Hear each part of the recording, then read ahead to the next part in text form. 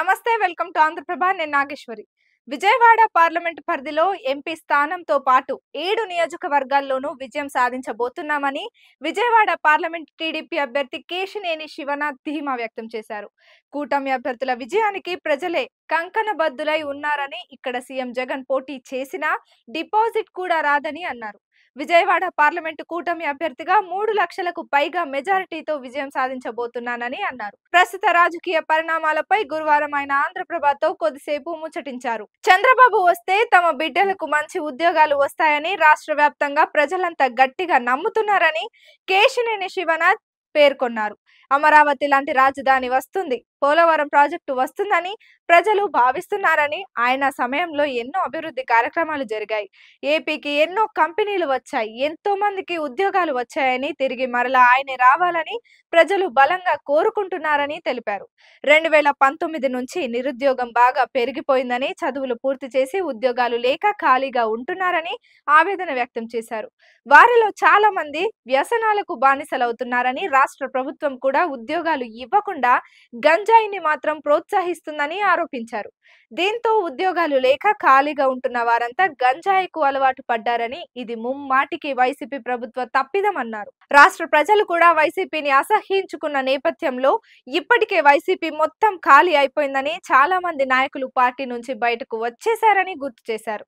రాష్ట్రాభివృద్ధి, పిల్లల భవిష్యత్తు కోరుకుంటున్న వారంతా టీడీపీకే మద్దతు తెలుపుతున్నారని చెప్పారు. ముఖ్యంగా విజయవాడ ప్రజలందరికీ అమరావతి రాజధాని ఇక్కడున్నప్పుడు భవన నిర్మాణ కార్మికులకు చేతి నిండా పని ఉండేదని, దానికి అనుబంధంగా ఉన్న ట్రాన్స్పోర్ట్, హమాలి పనులు దక్కేవన్నారు. నగరంలో ఉన్న హోటళ్లు, రెస్టారెంట్లు వ్యాపారాలతో కలకలలాడేవన్నారు. ఆర్థిక లావాదేవీలు అద్భుతంగా జరిగేవన్నారు. అలాంటిది వైసీపీ వచ్చిన తర్వాత ఆర్థిక లావాదేవీలు పూర్తిగా పడిపోయాయని చెప్పారు. పూర్వ విజయవాడ రూరల్ గ్రామీణ ప్రాంతంలో ఎకరా 50 లక్షల విలువ చేసేదని ఇప్పుడు 10 లక్షలకు కూడా కొనేవారు లేరన్నారు. ఎంతో మంది పిల్లలు పెళ్లిళ్లు, చదువుల కోసం తప్పనిసరి పరిస్థితుల్లో తక్కువ ధరలకు భూములు అమ్ముకోవాల్సి వచ్చిందన్నారు. ఇన్ని ఇబ్బందులు ఎదుర్కొన్న విజయవాడ పార్లమెంటు పరిధిలోని ప్రజలందరూ ముక్తకంఠంతో టీడీపీ, బీజేపీ, జనసేన అభ్యర్థులను గెలిపించుకుంటామని చెప్తున్నారని తెలిపారు. అందుకనే విజయవాడ పార్లమెంటు పరిధిలో ఉన్న 7 నియోజకవర్గాల్లో కూటమి అభ్యర్థులు అత్యధిక మెజారిటీతో గెలవబోతున్నారని తెలిపారు. తాను 3 లక్షల మెజారిటీతో గెలుస్తున్నానన్న ధీమాను కేశినేని శివనాథ్ వ్యక్తం చేశారు. విజయవాడ ఎంపీగా జగన్మోహన్ రెడ్డి ఉన్నా డిపాజిట్లు కూడా రావని, నాని టీడీపీలో ఉంటేనే కోవర్ట్ ఆపరేషన్ చేస్తూ వచ్చారని ఆరోపించారు. కేశినేని నాని 9 సంవత్సరాల 9 నెలలు టీడీపీలో పనిచేసి పదవులు అనుభవించాడని, పార్టీలో ఉన్నంత కాలం కోవర్ట్ ఆపరేషన్ చేశాడన్నారు. టీడీపీ కార్యకర్తలు దగ్గరుండి ఎంపీగా ఆయన్ను 2 సార్లు గెలిపించుకున్నారని, అటువంటి కార్యకర్తలను ఇబ్బందుల్లోకి నెట్టేశాడన్నారు. కార్యకర్తల మధ్య గొడవలు పెట్టాలని చూశాడని, అందుకనే ఈసారి ఆయనపై ఉన్న వ్యతిరేకతతో కార్యకర్తలు ఆయన్ను ఓడించడానికి తీవ్రంగా కృషి చేస్తున్నారని తెలిపారు. కేశినేని నాని 2019 నుంచి వైసీపీ నాయకులను ఒక్కరిని కూడా విమర్శించలేదని, వారితో సన్నిహితంగా ఉంటూనే వచ్చాడని గుర్తు చేశారు. పార్టీలో ఉంటూనే టీడీపీ పైనే విమర్శలు చేశాడని, వైసీపీ వాళ్లకు పార్టీ విషయాలు చేరవేశాడన్నారు. ఎదుటివారు బాగుపడుతుంటే సహించలేని మనస్తత్వం నానిదన్నారు. ముఖ్యమంత్రి జగన్ లాగా వికృతమైన మనస్తత్వం అన్నారు.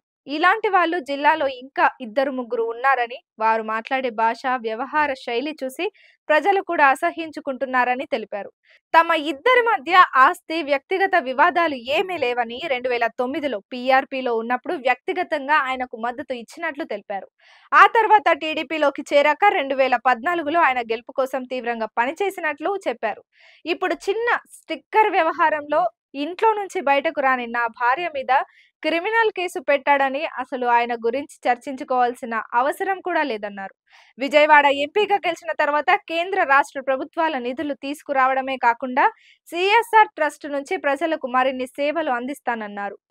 మేము బ్రహ్మాండంగా కలిసి ఉన్నాం. అంతేకాకుండా ఇవాళ మేము అధికారంలోకి రాబోతున్నాం, మునిగిపోయినామని ఆయనకు కూడా అర్థమైపోయింది. మొన్నటిదాకా ఏ రోజు జనాల్లోకి రాని వ్యక్తి కష్టపడుతున్నాడు. 4 సంవత్సరాలు ప్రజల్లో కనపడిన వ్యక్తి వాళ్ళు వచ్చి కష్టపడి మేము అధికారంలోకి వచ్చేస్తామంటే ప్రజలు ఎట్లా పిచ్చోళ్ళ? నీ ఎమ్మెల్యేలు పిచ్చోళ్ళ, పోనీ నీ దగ్గర నుంచి పారిపోయే ఎమ్మెల్యేలు పిచ్చోళ్ళ? వాళ్ళ గ్రౌండ్ రియాలిటీ తెలుసు కాబట్టి వాళ్ళు పారిపోతున్నారు.